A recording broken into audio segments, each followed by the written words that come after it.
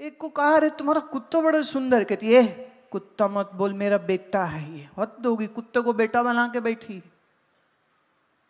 कह रही मेरे 3 बच्चे हैं, एक लड़का था सामने, एक लड़की थी सामने। तो बोली ये शैम्पी, सिंपल, तो जॉर्जी, कुत्ते का नाम था जॉर्जी।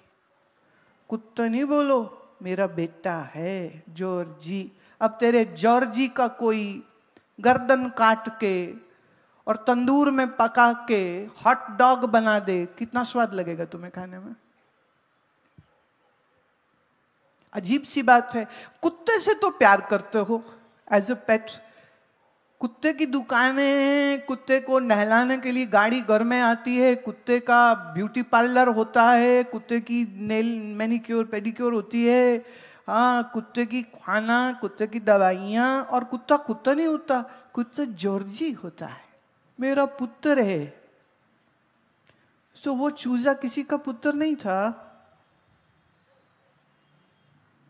किसी की संतान को तुम मार काट के खा जाओ अपने स्वाद के लिए, और फिर तुम कहो मैं चैन से सोऊंगा रात को। माफ करना, वो उसकी जो ब्लड में कॉर्टिसोल आता है केमिकल, जब डर लगता है तो कॉर्टिसोल रिलीज होता है, ये जहर है।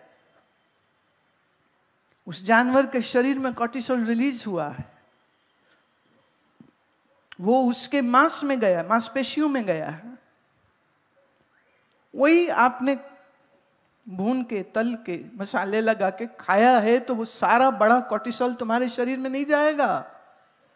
और मनुष्य के शरीर में कॉर्टिसोल जब ज्यादा हो जाता है तब भी उसके हाई ब्लड प्रेशर, इसीलिए हार्ट के प्रॉब्लम, इसीलिए क्योंकि वो धीरे धीरे कोलेस्ट्रॉल को, लिवर फंक्शन कम होगा, LFTs खराब होंगे, कोलेस्ट्रॉल ज़्यादा होगा, और फिर यही किसी डॉक्टर की ज़रूरत पड़ जाएगी जो एंजियोग्राफी करे, जो बाईपास करे, या ये करे या वो करे।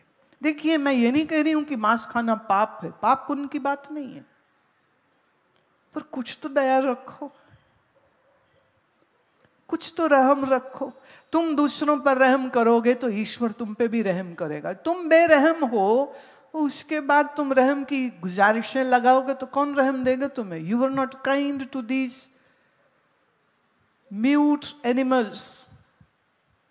वो बेचारे फट्टी लेके चल नहीं सकते हैं ना सड़कों पर, हड़ताल नहीं कर सकते कि हमें मारिए मत, हमें मारिए मत। आदमी उठ जाता है, इनजस्टिस इनजस्टिस, इनके साथ जो अन्याय हो तो उसका क्या? आपका खाना हिंसक हो सकता है, आपका खाना अहिंसक हो सकता है। इसके पहले कि कोई तुम्हारा खोपड़ी में खुराफात आ जाए कि जान तो सब्जी में भी होती है, तो फिर क्या सब्जी भी नहीं खाए? नहीं, सब्जी में जान है, पर सब्जी में मन नहीं है कि वो जाने कि उसमें जान है। पशु में जान है और साथ में जानने वाला मन भी है कि मैं जिंदा हूं। दूसरे, जो ये जानता है कि मैं जिंदा हूं और जो जीना चाहता है, उसके जीवन को छीनने का आपको कोई अधिकार नहीं है। और अगर आप किसी के अधिकार को छीनेंगे तो याद रहे, आपके अधिकार भी छीन लिए जाएंगे। ये मन की बेचैनी। तो आपका मन जब बहुत ज्यादा वासनाओं में डूब जाता है, जब आपका मन लोभ में चला जाता है, तो लोभ तुम्हारी दिल के चैन को खा जाएगा। कल ये करूंगा, कल वो करूंगा, कल ये देखूंगा, कल वो देखूंगा, ये खरीदूंगा, वो खरीदूंगा।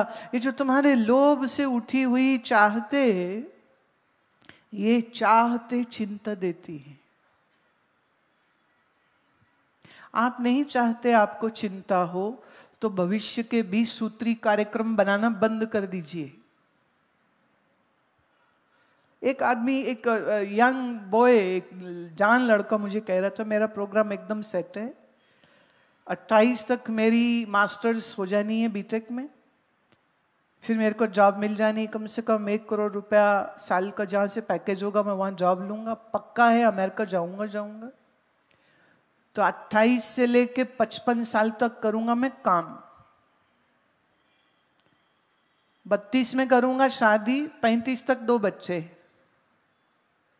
55 में हो जाऊँगा रिटायर, और फिर ये सारी अपनी कमाई लेके मैं आ जाऊँगा इंडिया, क्योंकि वहाँ टैक्स बहुत है अमेरिका में, यहाँ टैक्स नहीं है उतना। तो मैं यहाँ आके शान से जीऊँगा और अपने रिश्तेदारों को जलाऊँगा, अपना पैसा खर्च करूँगा। मैं बेटा तुमने बड़ी दूर की सोची, but I have just one simple question, do you have legal document given by God to you that you will be alive up till 55 years of age?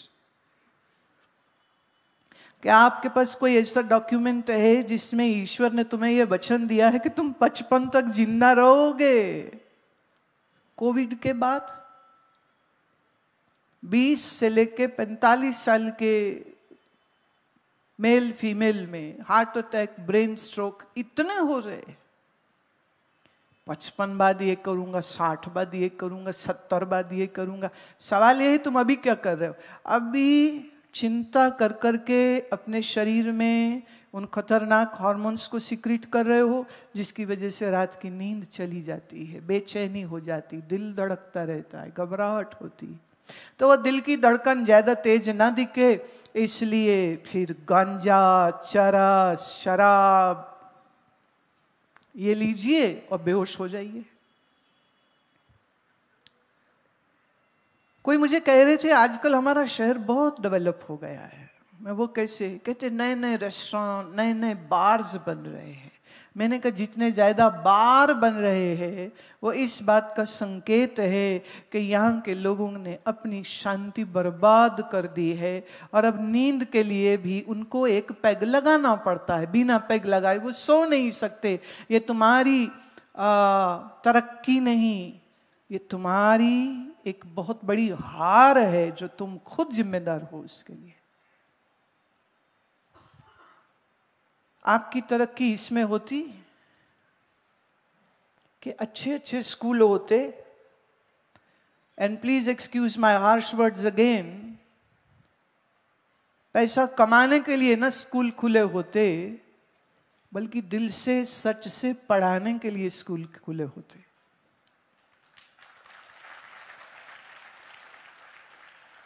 बेतहाशा इस बहाने उस बहाने फंड्स रेज करने के लिए बच्चों को और उनकी मासूमियत को ट्रेड नहीं कर रहे होते कि पढ़ने का शौक है और पढ़ाने का शौक है, इसलिए वो पढ़ा रहे हैं। मैं ये नहीं कह रही एकदम फ्री फंड स्कूल होए, बट कुछ तो लिहाज करो, कुछ तो कंट्रोल अपने लालच को भी कर लो प्यारे। और ये बिल्कुल खुला सत्य है, सब जानते हैं कि अगर ज़्यादा पैसा कमाना हो तो कोई इंडस्ट्री नहीं, कोई कॉलेज खोल लीजिए, कोई कोचिंग क्लासेस खोल लीजिए, सबसे ज़्यादा पैसा इसी में। इतना लोभ रखोगे और फिर कहो मन को चैन नहीं, तो जब बेचैन होगे ज़्यादा, उसके 2 ही तुमको फार्मूला इस्तेमाल करने पड़ेंगे, या तो शराब पियो, नशे करो, और फिर या अगर कुछ थोड़ी सी सद्बुद्धि बची होगी तो किसी मेरे जैसे व्यक्ति के पास जाके पूछोगे कि मैं क्या करूं कि मेरे जीवन में ठहराव आए, सुकून आए। लोभी आदमी के मन में सुकून नहीं रह सकता है। मन आपका चिंता क्यों करता है? तीसरा कारण देती हूं। तुम्हारा मन हमेशा बीते हुए समय को याद करता रहता है। वो दिन अच्छे थे, वो दिन अच्छे थे, तब मैं बड़ा अच्छा था, घर में तो बड़ा अच्छा था, बचपन में तो बड़ा खुश था। ये सारे शायर बचपन के ऊपर देखो ना कितनी पोइट्री लिखते। कहाँ गए वो मेरे सुहाने दिन, वो कागज की कश्ती, बारिश का पानी, कितनी कविताएं, कितनी गजलें हैं इसके ऊपर। बच्चे थे तो बड़े सुखी थे, गांव में थे बड़े सुखी थे, या वहां थे, तो बीते समय को याद कर करके दिल शोक से भरता है। शोक, सॉरो, मिजरी। वो जो बीत गया समय अच्छा था, जो समय आया नहीं उसकी चिंता है, इस चक्कर में तुम्हारा वर्तमान खराब हो जाता है. You spoil your present because you are worrying about the past and you are hypothetically anxious about your future. चैन कहाँ? हो भी नहीं सकता. अब इस बेचैनी को ठीक करने का एक उपाय मैं दे रही हूं, और वो उपाय क्या है? सबसे पहले ये कि जिस जीवन को जी रहे हो और जिस देह के साथ जी रहे हो, ये देह तुम हो ही नहीं. जिस मन के लिए इतने व्याकुल हो, ये मन भी तुम हो नहीं. जैसे पांव में जूता पहनते हैं ना, अभी आप उतार के अंदर आए हैं, ऐसे ही ये मन और ये शरीर मुझे आत्म स्वरूप के जूते से ज्यादा कुछ नहीं है, अलग है मुझसे. जो कुछ चीजों को जोड़ के बनाया जाता है वो किसी के लिए होता है. जैसे अगर हम ये कहें कि ये फूल, क्या फूल फूल के लिए है या फूल किसी मनुष्य के लिए है? हाँ? फूल फूल के लिए नहीं है. फूल किसी के कंठ में सजने के लिए है, किसी दुल्हन किसी दूल्हे के स्वयंवर के लिए, वरमाला के लिए है, किसी मंदिर मूर्ति पे चढ़ने के लिए है, किसी गुरुद्वारे में गुरु महाराज के स्वरूप पे चढ़ने के लिए है. फूल फूल के लिए नहीं है, फूल किसी के लिए. ऐसे ही जैसे ये 2 रंग के फूल जोड़ के फूल माला बनी, ऐसे पंच तत्व जोड़ करके ये शरीर बना. तो ये जोड़ किया गया शरीर किसी के लिए है, और वो किसी तुम हो, तुम्हारे लिए है. पर ये तुम नहीं हो, तुम्हारे लिए है. मैं शरीर नहीं हूं, शरीर मेरे लिए है. इसलिए इस देह में रहते हुए इस देह से जुड़ गए, आसक्त हो गए. तो जानिए इस शरीर में तो स्वभाव है इसका क्या, ये कभी रोगी हो जाएगा. वात पित्त कफ ऊपर नीचे होंगे, शरीर में तकलीफ. शरीर में वायु अधिक हो गई तो जोड़ों के दर्द, आर्थराइटिस, रूमेटाइड आर्थराइटिस ये हो जाता है. शरीर में पित्त ज्यादा हो जाए तो acidity, even heart brain stroke Ayurveda के अनुसार पित्त के बढ़ने से हो सकता है. वायु अधिक और पित्त दोनों बढ़ जाएं तो आदमी का दिमाग भी खराब हो सकता है. कफ ज्यादा हो जाए, फ्लेम ज्यादा हो जाए, अवरोध हो जाते हैं, ब्लॉकेजेस हो जाती. साइनसिस ब्लॉक होए के आर्टरी में ब्लॉकेज आ जाए, कि मस्कुलर वीकनेस हो जाए, ये सब फ्लेम के इम्बैलेंस होने से हो. अब शरीर वात पित्त कफ 3 एनर्जी से, ये 3 जो प्रिंसिपल है उससे चल रहा है. अब जैसे बाहर बारिश होगी तो शरीर में पित्त बढ़ेगा. इसीलिए जब बारिश ज्यादा हो रही हो, तला हुआ भुना हुआ नहीं खाना चाहिए. तब हल्का खाइए, मूंग दाल, चना की दाल, छिलका की दाल, हरी सब्जी खाए. अगर उसमें तला हुआ खा लेगा और बाहर की वजह से शरीर में पित्त बढ़ा है और ऊपर से फ्राइड खा लेगा तो उसके पेट में दर्द या शरीर में अपचन के रोग हो सकते हैं. यही अपचन चलता रहे लंबे समय तक, इसको हम कहते हैं the gut and the brain relationship. एक तो दिमाग यहाँ है, विज्ञान आज कहते हैं कुछ दिमाग आपके इस इंटेस्टाइन्स के अंदर, देयर आर स्मॉल ब्रेन्स यहाँ पर भी हैं. वो कहते हैं ये बिगड़े तो शरीर बिगड़ता है, पर जब ये बिगड़े तो ये भी शरीर को बिगाड़ देता है.